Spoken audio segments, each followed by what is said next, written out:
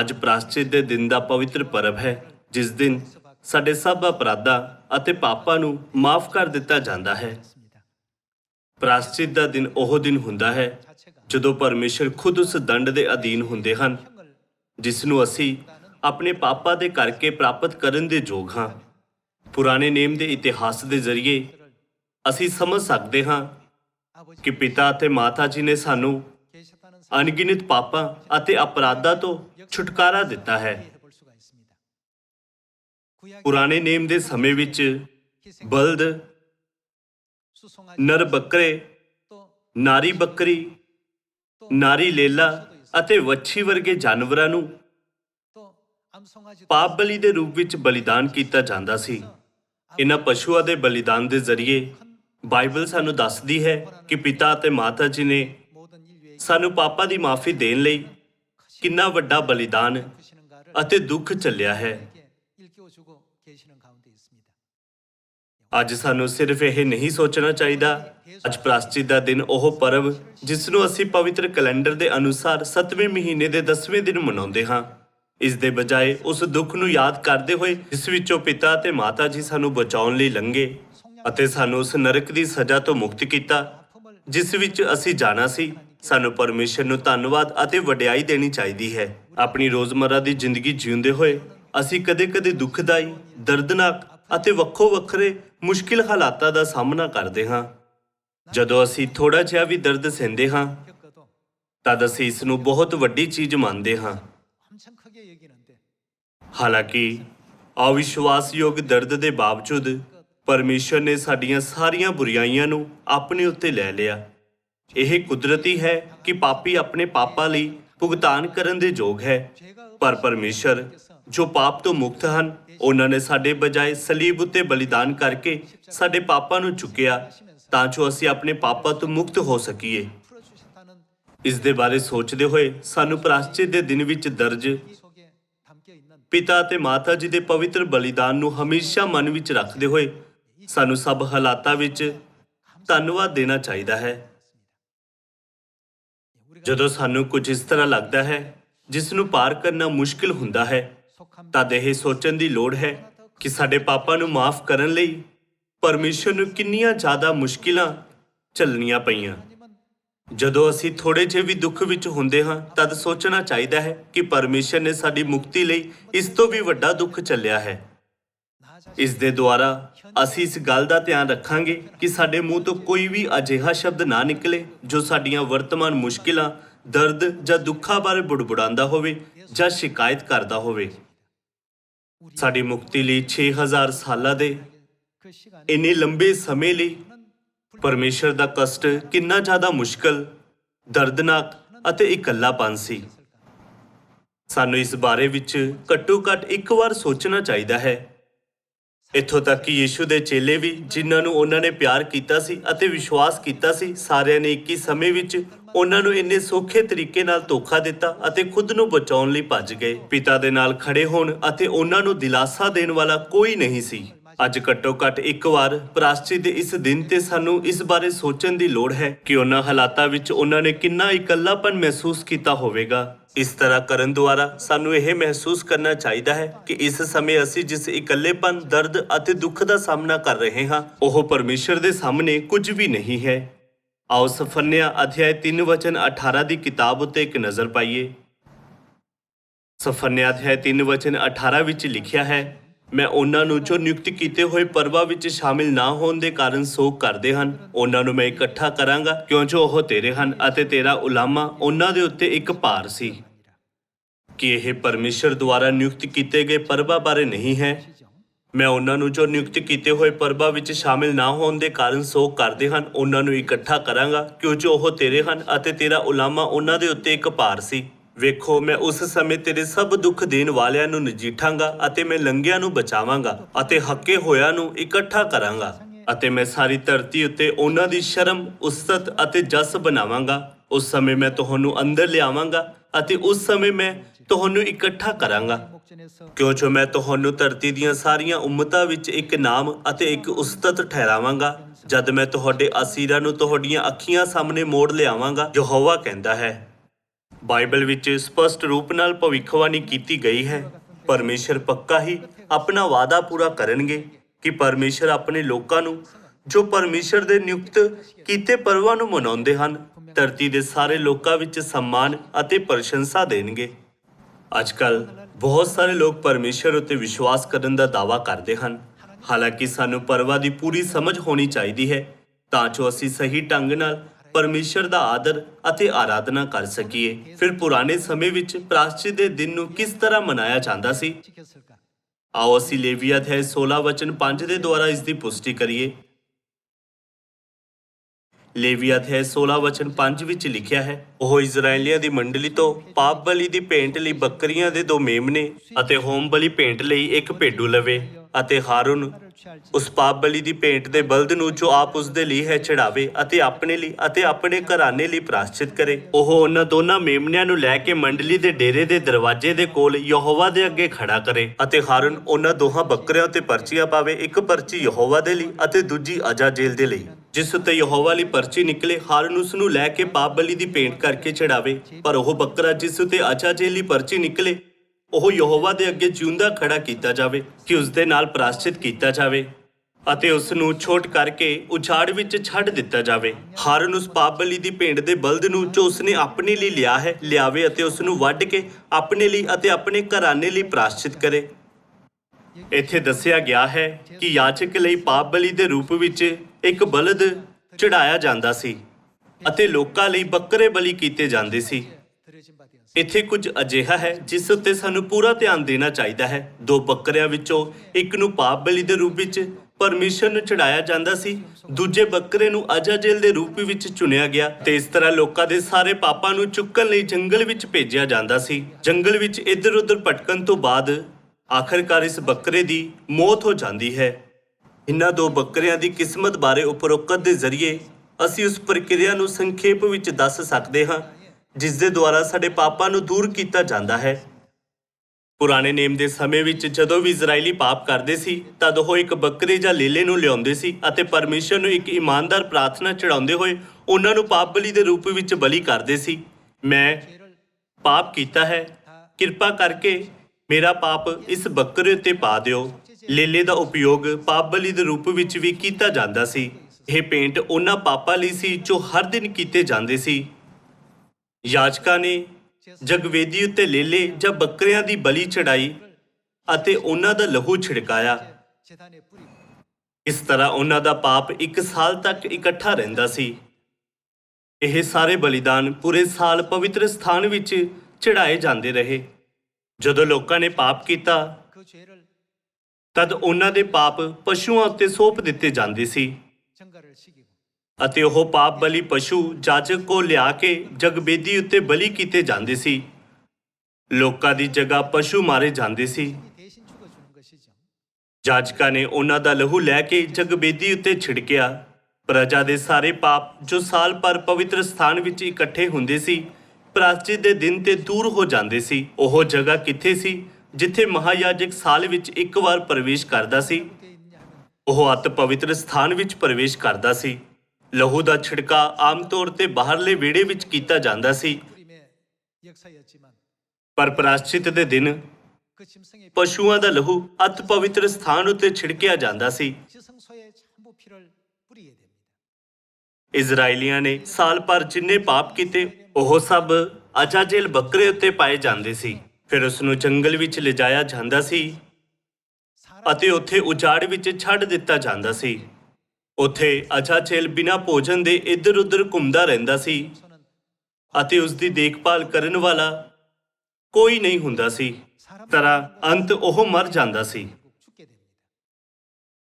ਇਹਨਾਂ ਸਭ ਦਾ ਮਤਲਬ ਇਸ ਤਰ੍ਹਾਂ ਹੈ, ਪਵਿੱਤਰ ਸਥਾਨ ਜੋ ਪਰਮੇਸ਼ਰ ਨੂੰ ਦਰਸਾਉਂਦਾ ਹੈ ਲੋਕਾਂ ਦੇ ਸਾਰੇ ਪਾਪਾਂ ਨੂੰ ਚੁੱਕਦਾ ਹੈ।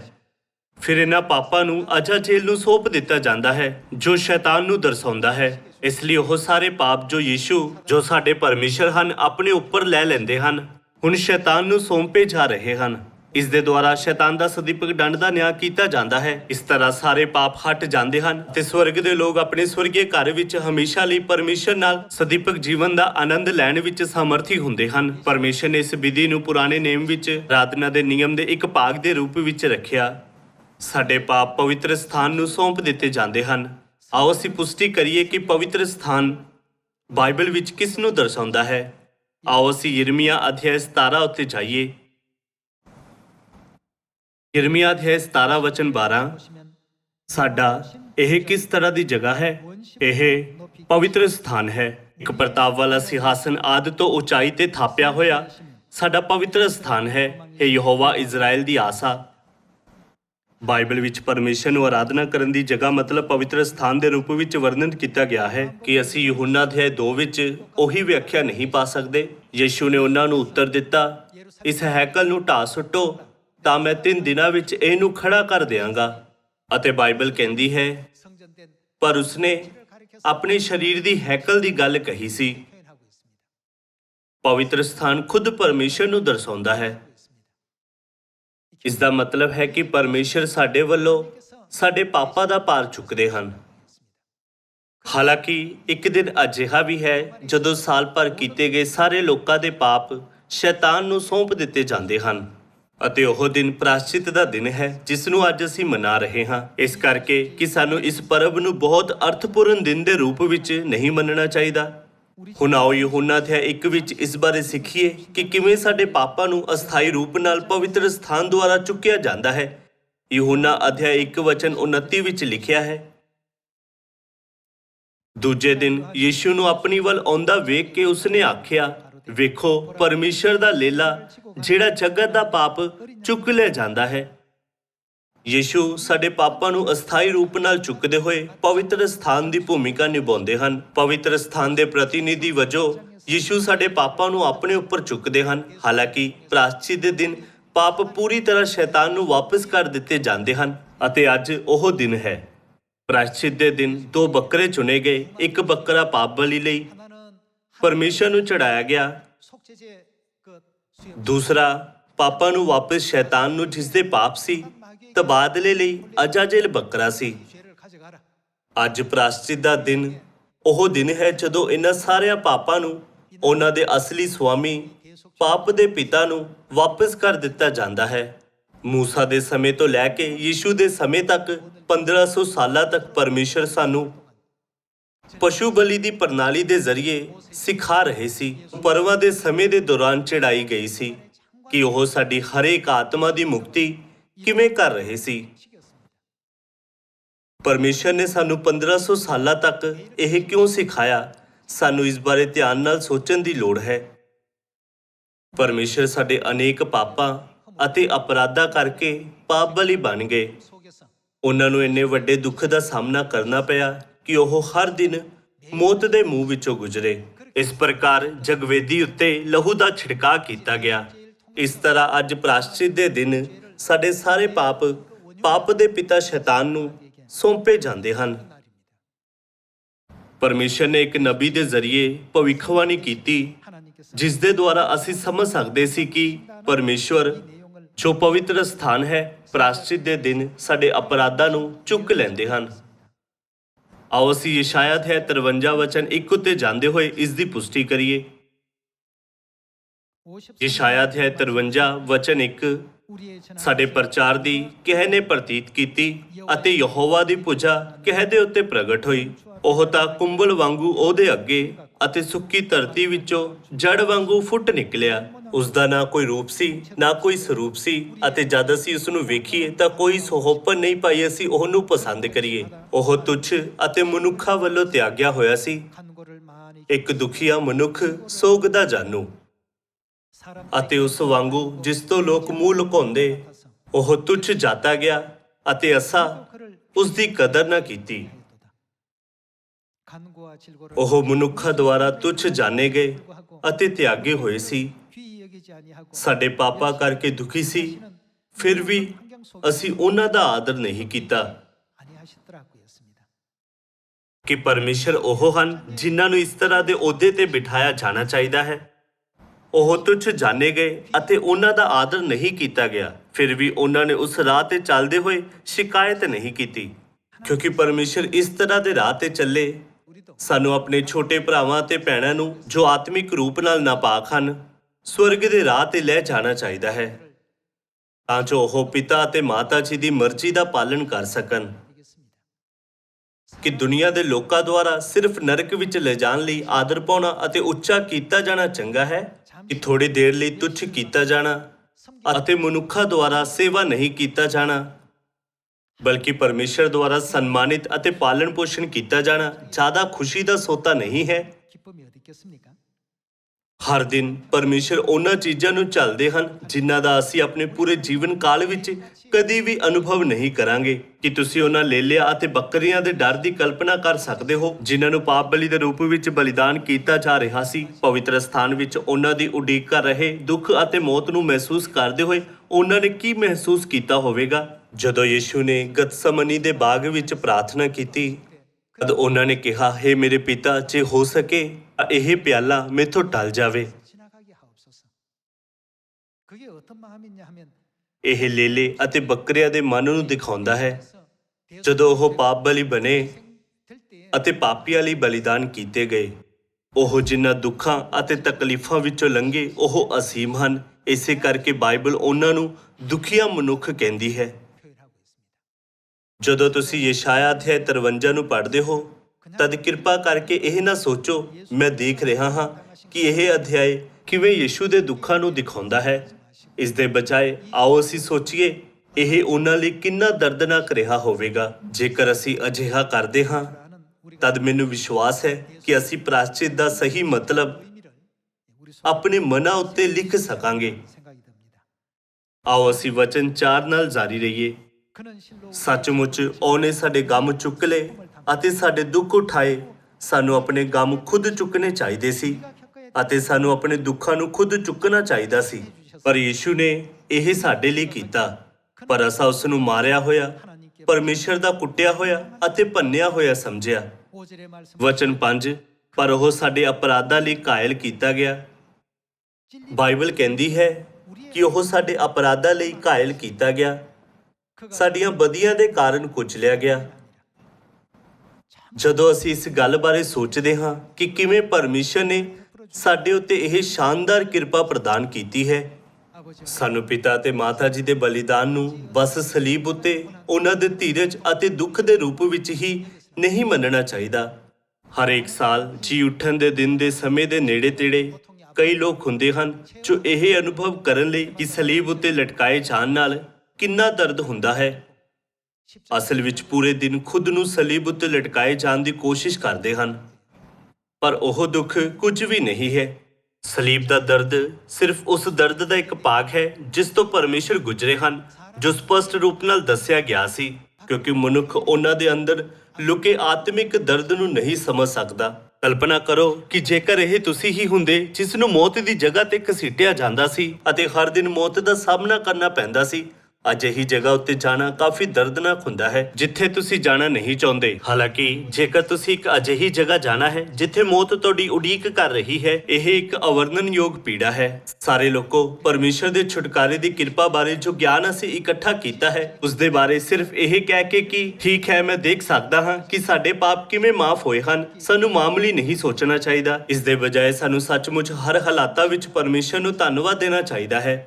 ਜੇਕਰ ਅਸੀਂ ਸੱਚਮੁੱਚ ਪਿਤਾ ਅਤੇ ਮਾਤਾ ਜੀ ਦੇ ਬਲੀਦਾਨ ਅਤੇ ਪਿਆਰ ਨੂੰ ਮਹਿਸੂਸ ਕਰਦੇ ਹਾਂ ਤਦ ਕੋਈ ਕਾਰਨ ਨਹੀਂ ਹੈ ਕਿ ਅਸੀਂ ਸਿਓਨ ਵਿੱਚ ਆਪਣੇ ਭਰਾਵਾਂ ਤੇ ਭੈਣਾਂ ਦੇ ਪ੍ਰਤੀ ਗੁੱਸਾ ਹੁੰਦੇ ਹਾਂ। ਭਾਵੇਂ ਸਾਨੂੰ ਹੇਠਲੇ ਪੱਧਰ ਤੇ ਦੇਖਿਆ ਜਾਵੇ ਅਤੇ ਸਾਡੇ ਨਾਲ ਬਦਸਲੂਕੀ ਅਤੇ ਨਿਰਾਦਰ ਕੀਤਾ ਜਾਵੇ, ਫਿਰ ਵੀ ਸਾਨੂੰ ਗੁੱਸਾ ਨਹੀਂ ਹੋਣਾ ਚਾਹੀਦਾ ਕਿ ਇਹ ਉਹ ਰਾਹ ਨਹੀਂ ਹੈ ਜਿਸ ਉੱਤੇ ਪਿਤਾ ਅਤੇ ਮਾਤਾ ਜੀ ਚੱਲੇ ਸੀ। ਆਓ ਅਸੀਂ ਪ੍ਰਾਰਥਨਾ ਕਰੀਏ। ਪਿਤਾ ਅਤੇ ਮਾਤਾ ਜੀ, ਤੁਸੀਂ ਸਾਡੇ ਲਈ ਇਸ ਰਾਹ ਤੇ ਚੱਲੇ, ਇਸ ਲਈ ਕਿਰਪਾ ਕਰਕੇ ਪਵਿੱਤਰ ਆਤਮਾ ਦੀ ਸ਼ਕਤੀ ਦਿਓ ਤਾਂ ਜੋ ਮੈਂ ਆਪਣੇ ਭਰਾਵਾਂ ਅਤੇ ਭੈਣਾਂ ਨੂੰ ਬਚਾਉਣ ਲਈ ਧੀਰਜ ਰੱਖ ਸਕਾਂ। ਮੈਂ ਪ੍ਰਾਰਥਨਾ ਕਰਦਾ ਹਾਂ ਕਿ ਤੁਸੀਂ ਇਸ ਸਾਲ ਦੇ ਪ੍ਰਾਸ਼ਚਿਤ ਦੇ ਦਿਨ ਦੇ ਦੌਰਾਨ ਪਵਿੱਤਰ ਆਤਮਾ ਦੀ ਇਹੀ ਸ਼ਕਤੀ ਪ੍ਰਾਪਤ ਕਰੋਗੇ। ਵਚਨ 5 ਪਰ ਉਹ ਸਾਡੇ ਅਪਰਾਧਾਂ ਲਈ ਘਾਇਲ ਕੀਤਾ ਗਿਆ, ਸਾਡੀ ਬਦੀ ਦੇ ਕਾਰਨ ਕੁਚਲਿਆ ਗਿਆ, ਸਾਡੀ ਸ਼ਾਂਤੀ ਲਈ ਉਸ ਉੱਤੇ ਤਾੜ ਨਾ ਹੋਈ। ਕੀ ਹੋਵੇਗਾ ਜੇਕਰ ਉਹਨਾਂ ਨੇ ਸਜ਼ਾ ਨਹੀਂ ਲਈ ਹੁੰਦੀ? ਕਿ ਅਸੀਂ ਉਹੀ ਨਹੀਂ ਹਾਂ ਜਿਨ੍ਹਾਂ ਨੂੰ ਉਹਨਾਂ ਦੇ ਬਦਲੇ ਸਜ਼ਾ ਮਿਲਣੀ ਚਾਹੀਦੀ ਸੀ ਅਤੇ ਉਸ ਦੇ ਮਾਰ ਖਾਣ ਤੋਂ ਅਸੀਂ ਨਰੋਏ ਕੀਤੇ ਗਏ। ਅਸੀਂ ਸਾਰੇ ਭੇਡਾਂ ਵਾਂਗੂ ਭੁੱਲੇ ਫਿਰਦੇ ਸਾਂ, ਅਸੀਂ ਸਹੀ ਰਾਹ ਤੇ ਨਹੀਂ ਗਏ, ਪਰ ਇਸ ਧਰਤੀ ਉੱਤੇ ਰਹਿੰਦੇ ਹੋਏ ਭੁੱਲੇ ਫਿਰਦੇ ਸੀ। ਅਸੀਂ ਆਪਣੇ ਆਪਣੇ ਰਾਹ ਨੂੰ ਮੁੜੇ ਅਤੇ ਯਹੋਵਾ ਨੇ ਸਾਡੀ ਸਾਰਿਆਂ ਦੀ ਬਦੀ ਉਸੇ ਉੱਤੇ ਲੱਦੀ। ਵਚਨ 7, ਉਹ ਸਤਾਇਆ ਗਿਆ ਤੇ ਦੁਖੀ ਹੋਇਆ, ਪਰ ਉਸ ਆਪਣਾ ਮੂੰਹ ਨਾ ਖੋਲਿਆ। ਲੇਲੇ ਵਾਂਗੂ ਜਿਹੜਾ ਕੱਟੇ ਜਾਣ ਲਈ ਲੈ ਜਾਇਆ ਜਾਂਦਾ ਹੈ। ਅਸੀਂ ਦਿਨ ਵਿੱਚ ਕਿੰਨੀ ਵਾਰ ਉਹਨਾਂ ਲੇਲਿਆਂ ਦੀ ਸਥਿਤੀ ਵਿੱਚ ਖੜੇ ਹੁੰਦੇ ਹਾਂ ਜਿਨ੍ਹਾਂ ਨੂੰ ਕੱਟਣ ਲਈ ਲਿਜਾਇਆ ਜਾਂਦਾ ਹੈ, ਅਤੇ ਭੇਡ ਵਾਂਗੂ ਜਿਹੜੀ ਉੱਨ ਕਤਰਨ ਵਾਲਿਆਂ ਦੇ ਅੱਗੇ ਗੂੰਗੀ ਹੈ, ਸੋ ਉਸ ਆਪਣਾ ਮੂੰਹ ਨਾ ਖੋਲਿਆ। ਜ਼ੁਲਮ ਅਤੇ ਨਿਆਂ ਦੇ ਕਾਰਨ ਉਹ ਫੜਿਆ ਗਿਆ। ਉਸ ਦੀ ਪੀੜ੍ਹੀ ਵਿੱਚੋਂ ਕਿਸ ਸੋਚਿਆ ਕਿ ਮੇਰੀ ਪ੍ਰਜਾ ਦੇ ਅਪਰਾਧ ਦੇ ਕਾਰਨ ਜਿਹਨੂੰ ਮਾਰ ਪੈਣੀ ਸੀ, ਉਹ ਜਿਉਂਦਿਆਂ ਦੀ ਧਰਤੀ ਤੋਂ ਕੱਟਿਆ ਗਿਆ। ਉਸ ਦੀ ਕਬਰ ਦੁਸ਼ਟਾਂ ਦੇ ਵਿੱਚ ਅਤੇ ਉਸ ਦੀ ਮੌਤ ਦੇ ਵੇਲੇ ਧਨੀ ਨਾਲ ਠਹਿਰਾਈ ਗਈ। ਭਾਵੇਂ ਉਸ ਜ਼ੁਲਮ ਨਹੀਂ ਕੀਤਾ, ਨਾ ਉਸ ਦੇ ਮੂੰਹ ਵਿੱਚ ਛਲ ਸੀ, ਪਰ ਯਹੋਵਾ ਨੂੰ ਭਾਇਆ ਕਿ ਉਸ ਨੂੰ ਕੁਚਲੇ ਅਤੇ ਸੋਗ ਵਿੱਚ ਪਾਵੇ। ਜਦ ਤੋਂ ਉਸ ਦੀ ਜਾਨ ਨੂੰ ਦੋਸ਼ ਦੀ ਬਲੀ ਠਹਿਰਾਵੇ ਤਾਂ ਉਹ ਆਪਣੀ ਅੰਸ ਨੂੰ ਵੇਖੇਗਾ। ਉਹ ਆਪਣੇ ਦਿਨ ਲੰਬੇ ਕਰੇਗਾ ਅਤੇ ਯਹੋਵਾ ਦੀ ਭਾਉਣੀ ਉਸ ਦੇ ਹੱਥ ਵਿੱਚ ਸਫਲ ਹੋਵੇਗੀ। ਉਹ ਆਪਣੀ ਜਾਨ ਦੇ ਕਸ਼ਟ ਤੋਂ ਵੇਖੇਗਾ ਤੇ ਤ੍ਰਿਪਤ ਹੋਵੇਗਾ। ਆਪਣੇ ਗਿਆਨ ਨਾਲ ਮੇਰਾ ਧਰਮੀ ਦਾਸ ਬਹੁਤਿਆਂ ਨੂੰ ਧਰਮੀ ਠਹਿਰਾਵੇਗਾ ਅਤੇ ਉਹਨਾਂ ਦੀਆਂ ਬਦੀਆਂ ਨੂੰ ਚੁੱਕ ਲਵੇਗਾ। ਇਸ ਲਈ ਮੈਂ ਉਸ ਨੂੰ ਵੱਡਿਆਂ ਨਾਲ ਹਿੱਸਾ ਵੰਡ ਦਿਆਂਗਾ ਅਤੇ ਬਲਵੰਤਾਂ ਦੇ ਨਾਲ ਉਹ ਲੁੱਟ ਵੰਡੇਗਾ, ਕਿਉਂਕਿ ਉਸ ਆਪਣੀ ਜਾਨ ਮੌਤ ਲਈ ਢੋਲ ਦਿੱਤੀ ਅਤੇ ਅਪਰਾਧੀਆਂ ਨਾਲ ਗਿਣਿਆ ਗਿਆ। ਉਸ ਬਹੁਤਿਆਂ ਦੇ ਪਾਪ ਚੁੱਕੇ ਅਤੇ ਅਪਰਾਧੀਆਂ ਦੀ ਸਿਫਾਰਿਸ਼ ਕੀਤੀ। ਭਾਵੇਂ ਪਰਮੇਸ਼ਰ ਧਰਮੀ ਹੈ, ਉਹਨਾਂ ਨੇ ਪਾਪੀਆਂ ਲਈ ਖੁਦ ਨੂੰ ਬਲੀਦਾਨ ਕਰ ਦਿੱਤਾ, ਕਿਉਂਕਿ ਸਾਨੂੰ ਪਹਿਲਾਂ ਬੁਲਾਇਆ ਗਿਆ ਹੈ ਅਤੇ ਅਸੀਂ ਸਿੱਧਾ ਪਿਤਾ ਅਤੇ ਮਾਤਾ ਜੀ ਦੇ ਨਮੂਨੇ ਤੋਂ ਸਿੱਖਿਆ ਹੈ। ਇਸ ਲਈ ਸਾਨੂੰ ਉਹ ਬਣਨਾ ਚਾਹੀਦਾ ਹੈ ਜੋ ਹੁਣ ਸਾਡੇ ਭਰਾਵਾਂ ਅਤੇ ਭੈਣਾਂ ਲਈ ਜੋ ਭਵਿੱਖ ਵਿੱਚ ਸੱਚਾਈ ਨੂੰ ਸਵੀਕਾਰ ਕਰਨ ਜਾ ਰਹੇ ਹਨ, ਪਿਤਾ ਅਤੇ ਮਾਤਾ ਜੀ ਦੀ ਸੰਤਾਨ ਦੇ ਰੂਪ ਵਿੱਚ ਚੰਗੇ ਨਮੂਨੇ ਪੇਸ਼ ਕਰਦੇ ਹਨ। ਪਿਤਾ ਅਤੇ ਮਾਤਾ ਜੀ ਦਾ ਬਲੀਦਾਨ ਸਾਡੇ ਲਈ ਉਹਨਾਂ ਦੇ ਪਿਆਰ ਤੋਂ ਪੈਦਾ ਹੁੰਦਾ ਹੈ। ਇਸ ਲਈ ਪਰਮੇਸ਼ਰ ਨੇ ਕਿਹਾ, ਇੱਕ ਦੂਏ ਨੂੰ ਪਿਆਰ ਕਰੋ, ਅਰਥਾਤ ਜਿਵੇਂ ਮੈਂ ਤੁਹਾਨੂੰ ਪਿਆਰ ਕੀਤਾ ਤਿਵੇਂ ਤੁਸੀਂ ਇੱਕ ਦੂਏ ਨੂੰ ਪਿਆਰ ਕਰੋ। ਜੇਕਰ ਸਾਨੂੰ ਕਿਸੇ ਭਰਾ ਜਾਂ ਭੈਣ ਲਈ ਕੋਈ ਨਫ਼ਰਤ ਹੈ, ਕੋਈ ਹੈ ਜਿਸ ਨੂੰ ਤੁਸੀਂ ਦੇਖਣਾ ਨਹੀਂ ਚਾਹੁੰਦੇ, ਮੇਰਾ ਮੰਨਣ ਅਨੁਸਾਰ ਇਸ ਦਾ ਮਤਲਬ ਹੈ ਕਿ ਤੁਸੀਂ ਹੁਣ ਵੀ ਪਿਤਾ ਅਤੇ ਮਾਤਾ ਜੀ ਦੇ ਮਨ ਨੂੰ ਉਸ ਦੁੱਖ ਦਾ ਮਤਲਬ ਜੋ ਪਰਮੇਸ਼ਰ ਨੇ ਸਲੀਬ ਉੱਤੇ ਚੱਲਿਆ ਸੀ ਨਹੀਂ ਸਮਝਦੇ। ਇੱਕ ਸਿੱਖਿਆ ਹੈ ਜੋ ਮਾਤਾ ਜੀ ਹਮੇਸ਼ਾ ਸਿਉਂਦੀਆਂ ਸੰਤਾਨਾਂ ਨੂੰ ਦਿੰਦੇ ਹਨ ਜੋ ਸਵਰਗੀ ਪਰਿਵਾਰ ਦੇ ਮੈਂਬਰ ਹਨ। ਇੱਕ ਦੂਸਰੇ ਨਾਲ ਇਕਜੁੱਟ ਰਹੋ। ਜਦੋਂ ਤੁਸੀਂ ਇੱਕ ਹੋ ਜਾਓਗੇ ਤਦ ਖੁਸ਼ਖਬਰੀ ਵਧੀਆ ਹੋਵੇਗੀ। ਪਰਮੇਸ਼ਰ ਖੁਦ ਦੇ ਦੁਆਰਾ ਆਸਾਨੀ ਨਾਲ ਖੁਸ਼ਖਬਰੀ ਦਾ ਕੰਮ ਪੂਰਾ ਕਰ ਸਕਦੇ ਹਨ। ਹਾਲਾਂਕਿ ਪਰਮੇਸ਼ਰ ਸਾਨੂੰ ਅਜਿਹਾ ਕਰਨ ਦੀ ਇਜਾਜ਼ਤ ਦਿੰਦੇ ਹਨ। ਅਜਿਹਾ ਇਸ ਲਈ ਹੈ ਕਿਉਂਕਿ ਸਾਨੂੰ ਇਸ ਦਾ ਅਨੁਭਵ ਕਰਨਾ ਚਾਹੀਦਾ ਹੈ। ਸਾਨੂੰ ਇਸ ਨੂੰ ਆਪਣੇ ਲਈ ਅਨੁਭਵ ਕਰਨ ਦੀ ਲੋੜ ਹੈ। ਖੁਸ਼ਖਬਰੀ ਦਾ ਕੰਮ ਕਰਦੇ ਸਮੇਂ ਅਸੀਂ ਅਜਿਹੇ ਮੈਂਬਰਾਂ ਨਾਲ ਮਿਲ ਸਕਦੇ ਹਾਂ ਜੋ ਸਾਡੇ ਨਾਲ ਚੰਗਾ ਵਰਤਾਵ ਨਹੀਂ ਕਰਦੇ। ਜਦੋਂ ਅਸੀਂ ਪਰਮੇਸ਼ਰ ਦੁਆਰਾ ਦਿੱਤੇ ਗਏ ਇਸ ਕੀਮਤੀ ਕੰਮ ਨੂੰ ਕਰਦੇ ਹਨ, ਤਦ ਅਸੀਂ ਵੱਖ-ਵੱਖ ਹਾਲਾਤਾਂ ਦਾ ਸਾਹਮਣਾ ਕਰਾਂਗੇ ਜਿੱਥੇ ਸਾਡੇ ਮਿਸ਼ਨ ਨੂੰ ਮੁੱਲਵਾਨ ਨਹੀਂ ਮੰਨਿਆ ਜਾਂਦਾ ਹੈ। ਅਸੀਂ ਸੋਚ ਸਕਦੇ ਹਾਂ ਕਿ ਪਿਤਾ ਤੇ ਮਾਤਾ ਜੀ ਲਈ ਇਹ ਕਿੰਨਾ ਮੁਸ਼ਕਿਲ ਰਿਹਾ ਹੋਵੇਗਾ ਤੇ ਉਹਨਾਂ ਨੇ ਕਿੰਨਾ ਇਕੱਲਾਪਨ ਮਹਿਸੂਸ ਕੀਤਾ ਹੋਵੇਗਾ। ਜਦੋਂ ਸਾਨੂੰ ਕਿਸੇ ਦੇ ਸ਼ਬਦ ਤੋਂ ਸੱਟ ਲੱਗਦੀ ਹੈ ਅਤੇ ਸਾਨੂੰ ਦੇਖਣ ਦਾ ਮਨ ਨਹੀਂ ਕਰਦਾ, ਤਦ ਸਾਨੂੰ ਇਸੇ ਤਰ੍ਹਾਂ ਵਿਚਾਰ ਕਰਨਾ ਚਾਹੀਦਾ ਹੈ ਕਿ ਪਰਮੇਸ਼ਰ ਨੇ ਸਾਡੇ ਵੱਖ-ਵੱਖ ਪਾਪਾਂ ਦੇ ਦਰਦ ਨੂੰ ਚੁੱਕਿਆ ਅਤੇ ਸਹਿਣ ਕੀਤਾ। ਸਾਨੂੰ ਕਦੀ ਵੀ ਉਸ ਅਪਮਾਨ ਨੂੰ ਹਲਕੇ ਵਿੱਚ ਨਹੀਂ ਲੈਣਾ ਚਾਹੀਦਾ ਜਿਸ ਨੂੰ ਪਰਮੇਸ਼ਰ ਨੇ ਸਲੀਬ ਉੱਤੇ ਸਹਿਆ ਸੀ, ਤੇ ਨਾ ਹੀ ਇਸ ਨੂੰ ਸਿਰਫ ਸਲੀਬ ਉੱਤੇ ਬਲੀਦਾਨ ਦੇ ਰੂਪ ਵਿੱਚ ਸੰਖੇਪ ਵਿੱਚ ਪੇਸ਼ ਕਰਨਾ ਚਾਹੀਦਾ ਹੈ। ਇਸ ਦੇ ਬਜਾਏ ਸਾਨੂੰ ਆਪਣੇ ਰੋਜ਼ਾਨਾ ਜੀਵਨ ਵਿੱਚ ਸਲੀਬ ਉੱਤੇ ਕੀਤੇ ਗਏ ਬਲੀਦਾਨ ਵਿੱਚ ਦਰਜ ਇਹਨਾਂ ਸਾਰੀਆਂ ਚੀਜ਼ਾਂ ਦਾ ਅਨੁਭਵ ਕਰਨਾ ਚਾਹੀਦਾ ਹੈ ਅਤੇ ਉਸ ਕਿਰਪਾ ਨੂੰ ਭਰਾਵਾਂ ਤੇ ਭੈਣਾਂ ਨਾਲ ਸਾਂਝਾ ਕਰਨਾ ਚਾਹੀਦਾ ਹੈ। ਮਾਤਾ ਜੀ ਨੇ ਕਿਹਾ, ਇੱਕ ਦੂਸਰੇ ਦੇ ਨਾਲ ਇਕਜੁੱਟ ਰਹੋ। ਜਦੋਂ ਤੁਸੀਂ ਇੱਕ ਹੋ ਜਾਵੋਗੇ ਤਦ ਖੁਸ਼ਖਬਰੀ ਚੰਗੀ ਤਰ੍ਹਾਂ ਹੋਵੇਗੀ। ਉਹਨਾਂ ਨੇ ਸਾਨੂੰ ਪਹਿਲਾਂ ਤੋਂ ਹੀ ਨਿਰਦੇਸ਼ ਦੇ ਦਿੱਤਾ ਹੈ ਕਿ ਕਿਵੇਂ ਖੁਸ਼ਖਬਰੀ ਨੂੰ ਅੱਗੇ ਵਧਾਇਆ ਜਾਵੇਗਾ। ਸਾਨੂੰ ਇਕਜੁੱਟ ਹੋਣ ਦੀ ਲੋੜ ਹੈ। ਕਦੀ-ਕਦੀ ਅਸੀਂ ਚਾਹੁੰਦੇ ਹਾਂ ਕਿ ਸਾਡੇ ਸਿਓਨ ਪਰਿਵਾਰ ਦੇ ਮੈਂਬਰ ਜੋ ਕੁਝ ਵੀ ਕਰਦੇ ਹਨ ਉਸ ਵਿੱਚ ਕਿਸੇ ਵੀ ਤਰ੍ਹਾਂ ਦੀ ਕਮੀ ਨਾ ਹੋਵੇ। ਹਾਲਾਂਕਿ ਪਰਮੇਸ਼ਰ ਨੇ ਸਾਨੂੰ ਕਿਸੇ ਇੱਕ ਕਮੀ ਨਾਲ ਨਹੀਂ ਸਿਰਜਿਆ। ਉਹਨਾਂ ਨੇ ਇਸ ਤਰ੍ਹਾਂ ਕਿਉਂ ਕੀਤਾ? ਸਾਡੇ ਸੋਹਣੀ ਏਕਤਾ ਬਣਨ ਲਈ। ਅੱਜ ਅਸੀਂ ਕਿਰਪਾਪੂਰਨ ਨਵੇਂ ਗੀਤ ਗਾਏ ਹਨ। ਕਲਪਨਾ ਕਰੋ ਕਿ ਸਾਰੇ ਇੱਕੋ ਵਰਗੇ ਸਵਰਾਂ ਦਾ ਉਪਯੋਗ ਕਰਕੇ ਗੀਤਾਂ ਦੀ ਰਚਨਾ ਕੀਤੀ ਗਈ ਹੁੰਦੀ ਕਿ ਅਸੀਂ ਸੰਗੀਤ ਦੀ ਆਵਾਜ਼ ਨਾਲ ਪ੍ਰਭਾਵਿਤ ਹੁੰਦੇ। ਕੁਝ ਸਵਰ ਉੱਚੇ ਹਨ ਅਤੇ ਕੁਝ ਸਵਰ ਛੋਟੇ ਹਨ। ਛੋਟੇ ਸਵਰ ਅਤੇ ਉੱਚੇ ਸਵਰ ਦੋਨੋਂ ਹੀ ਸਾਡੇ ਮਨਾਂ ਨੂੰ ਛੂ ਜਾਂਦੇ ਹਨ। ਜਦੋਂ ਸਾਰੇ ਸਵਰ ਅਲੱਗ-ਅਲੱਗ ਹੁੰਦੇ ਹਨ ਤਦ ਕਿ ਇੱਕ ਸ਼ਾਨਦਾਰ ਸੰਗੀਤ ਨਹੀਂ ਬਣਾਇਆ ਜਾਂਦਾ। ਅਜਿਹੇ ਲੋਕ ਹਨ ਜੋ ਬਹੁਤ ਪ੍ਰਤਿਭਾਸ਼ਾਲੀ ਹਨ, ਦੂਸਰੇ ਜੋ ਕਿਸੇ ਚੀਜ਼ ਵਿੱਚ ਪ੍ਰਤਿਭਾਸ਼ਾਲੀ ਹਨ। ਇੱਥੋਂ ਤੱਕ ਕਿ ਇਸ ਤਰ੍ਹਾਂ ਦੇ ਲੋਕ ਵੀ ਹਨ ਜੋ ਬਿਲਕੁਲ ਵੀ ਪ੍ਰਤਿਭਾਸ਼ਾਲੀ ਨਹੀਂ ਹਨ। ਪਰਮੇਸ਼ਰ ਉੱਤੇ ਸਾਡਾ ਵਿਸ਼ਵਾਸ ਭਾਵੇਂ ਮਜ਼ਬੂਤ ਹੋਵੇ ਜਾਂ ਕਮਜ਼ੋਰ, ਅਸੀਂ ਉਸੇ ਤਰ੍ਹਾਂ ਇਕਜੁੱਟ ਹੁੰਦੇ ਹਾਂ ਜਿਵੇਂ ਸੰਗੀਤ ਉੱਚੇ ਅਤੇ ਛੋਟੇ ਸਵਰਾਂ ਨਾਲ ਮੇਲ ਮਿਲਾਪ ਕਰਨ ਵਿੱਚ ਸਮਰਥੀ ਹੋ ਸਕਦਾ ਹੈ। ਜਦੋਂ ਹਰੇਕ ਨੋਟ ਆਪਣੀ ਆਪਣੀ ਭੂਮਿਕਾ ਨਿਭਾਉਂਦਾ ਹੈ ਅਤੇ ਆਪਣਾ ਸਭ ਤੋਂ ਉੱਤਮ ਪ੍ਰਦਰਸ਼ਨ ਕਰਦਾ ਹੈ ਤਾਂ ਪ੍ਰੇਰਨਾਦਾਇਕ ਨਵੇਂ ਸੰਗੀਤ ਵਜਾਏ ਜਾਂਦੇ ਹਨ। ਕੀ ਇਹ ਸੱਚ ਨਹੀਂ ਹੈ? ਇਸ ਲਈ ਸਾਨੂੰ ਇਹ ਸਮਝਣਾ ਚਾਹੀਦਾ ਹੈ ਕਿ ਪ੍ਰਾਇਸ਼ਚਿਤ ਦੇ ਇਸ ਦਿਨ ਪਰਮੇਸ਼ਰ ਨੇ ਸਾਡੇ ਪਾਪਾਂ ਦਾ ਪ੍ਰਾਇਸ਼ਚਿਤ ਕਰਨ ਲਈ ਖੁਦ ਨੂੰ ਬਲੀਦਾਨ ਕਰ ਦਿੱਤਾ ਹੈ। ਜੇਕਰ ਅਸੀਂ ਪਰਮੇਸ਼ਰ ਦੇ ਪਿਆਰ ਅਤੇ ਬਲੀਦਾਨ ਨੂੰ ਸਮਝਦੇ ਹਾਂ, ਫਿਰ ਕੀ ਸਾਨੂੰ ਸਵਰਗ ਜਾਣ ਤੋਂ ਪਹਿਲਾਂ ਆਪਣੇ ਆਪ ਨੂੰ ਥੋੜਾ ਵੀ ਬਲੀਦਾਨ ਨਹੀਂ ਕਰਨਾ ਚਾਹੀਦਾ? ਪਿਤਾ ਅਤੇ ਮਾਤਾ ਜੀ ਸਾਨੂੰ ਬਚਾਉਣ ਲਈ ਇਸ ਧਰਤੀ ਉੱਤੇ ਆਏ, ਹਾਲਾਂਕਿ ਉਹਨਾਂ ਦਾ ਮੁੱਲ ਨਾ ਜਾਣਿਆ ਗਿਆ ਜਾਂ ਉਹਨਾਂ ਨੂੰ ਆਦਰ ਨਹੀਂ ਦਿੱਤਾ ਗਿਆ। ਇਸ ਲਈ ਸਾਨੂੰ ਇਸ ਪ੍ਰਾਇਸ਼ਚਿਤ ਦੇ ਦਿਨ ਇੱਕ ਵਾਰ ਫਿਰ ਤੋਂ ਸੋਚਣ ਦੀ ਲੋੜ ਹੈ ਕਿ ਉਹ ਕਿਵੇਂ ਤੁੱਛ ਜਾਣੇ ਗਏ ਸੀ ਅਤੇ ਸਾਡੇ ਲਈ ਅਜਿਹੇ ਦਰਦਨਾਕ ਹਾਲਾਤਾਂ ਤੋਂ ਗੁਜ਼ਰੇ ਸੀ। ਅੱਜ ਜੇਕਰ ਅਸੀਂ ਆਪਣੇ ਭਰਾਵਾਂ ਤੇ ਭੈਣਾਂ ਲਈ ਜੋ ਕਰ ਸਕਦੇ ਹਾਂ, ਇਸ ਉੱਤੇ ਜ਼ਿਆਦਾ ਧਿਆਨ ਦਈਏ। ਮੈਂ ਵਿਸ਼ਵਾਸ ਕਰਦਾ ਹਾਂ ਕਿ ਪਿਤਾ ਅਤੇ ਮਾਤਾ ਜੀ ਸਾਡੇ ਮਨਾਂ ਨੂੰ ਦੇਖਣਗੇ ਅਤੇ ਉਹਨਾਂ ਫਲਾਂ ਨੂੰ ਸਿਓਨ ਵਿੱਚ ਭੇਜਣਾ ਜਾਰੀ ਰੱਖਣਗੇ ਜਿਨ੍ਹਾਂ ਨੂੰ ਉਹਨਾਂ ਨੇ ਪਹਿਲਾਂ ਤਿਆਰ ਕੀਤਾ ਹੈ। ਕਿਰਪਾ ਕਰਕੇ ਇਸ ਪ੍ਰਾਇਸ਼ਚਿਤ ਦੇ ਦਿਨ ਛੁਟਕਾਰੇ ਦੇ ਪਰਮੇਸ਼ਰ ਦੀ ਅਸੀਮ ਕਿਰਪਾ ਨੂੰ ਆਪਣੇ ਮਨਾਂ ਉੱਤੇ ਲਿਖੀਏ।